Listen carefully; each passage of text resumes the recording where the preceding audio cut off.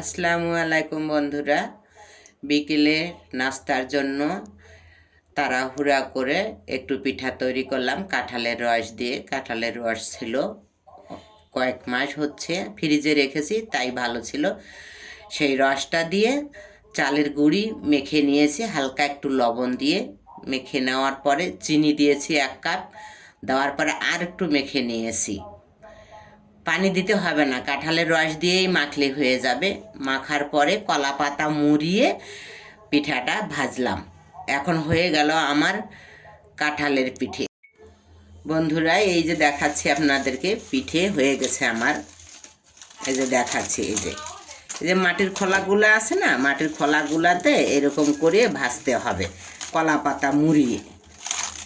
এই যে এখন আমি ফেলে দিচ্ছি পাতাগুলো, খাবো আমরা এখন।